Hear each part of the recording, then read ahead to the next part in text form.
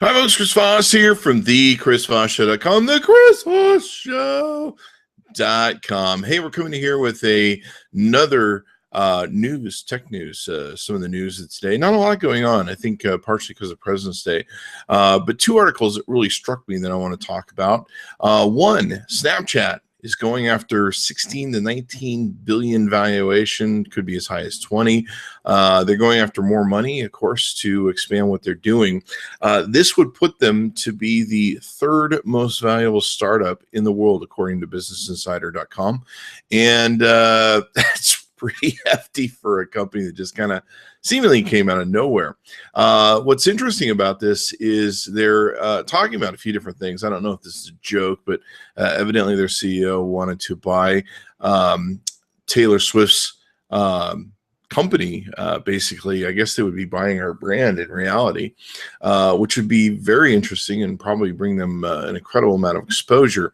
They're doing lots of cool things, like I mentioned in one of my other broadcasts. I really like the Discover feature that they've rolled out, and it really puts out appealing news that I actually really like in a nice small version, quick, speedy, but efficient, and also engaging and interesting. So I'm sure they've got a lot of other things they're working on. And what's really smart is the CEO is talking internally to the staff about how they want to go directly to becoming a revenue generating company. They don't want to screw around for long periods of time. One of the failures of Foursquare was that it just took too long to monetize and was waiting around too long to become a social media thing when it really wasn't. So I think that's smart on their behalf, and they seem to be doing things right. And certainly, maybe Facebook, Zuckerberg should have offered more money. But at the time, if you read the Sony leaked emails, the CEO of Snapchat seemed to think they were a $20 million company in and of itself at that time. So he must have some plans and some ideas that we don't know about, but I like what they're doing with Discover. I still really don't get the platform or understand it. I guess you have to have a lot of friends on Snapchat, and I don't have a lot of friends on Snapchat, and I find using it just arduously painful. But I guess I'm not a millennial or a 20-year-old, so what do I know? But they're making headways and going places, so it'll be interesting to see what they do with that. The next person up on the block, Uber. Uber has expanded their funding on a Series E round from 1.8 billion to 2.8 billion that they're going after, I guess, or 1.2 billion according to businessinsider.com. They've got multiple streams of income or revenue, I suppose, or investment, maybe we should call it, not revenue, coming in, and they're definitely looking to go big.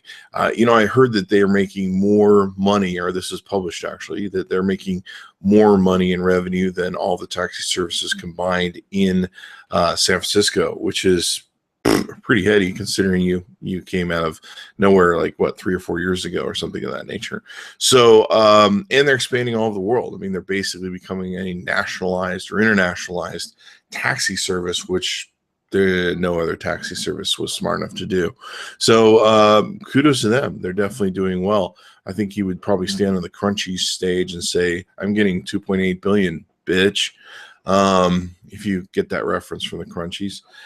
So anyway, they're rocking and rolling. And I think I read somewhere that this would make them, I believe this would make them one of the most valuable private tech companies in the world with a $41 billion post-money valuation. They've raised $4 billion since its founding in 2009.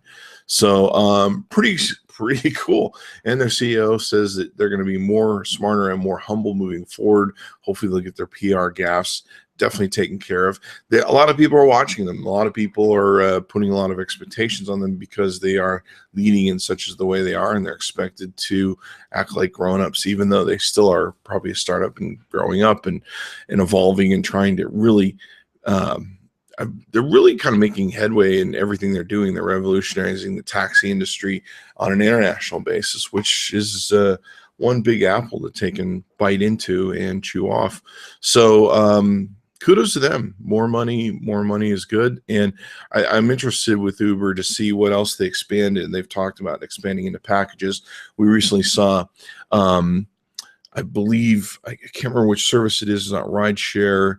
It's one Fred Wilson, I think, invests in. Sidecar, I believe it is. One of them, Sidecar, or it's not Lyft, took in recently, is doing package delivery along with their people delivery, I guess, people taxing. So they've added the packages to that. And I think that's a really smart service when it really comes down to it. Years and years ago, I used to own a courier company for about 13 years.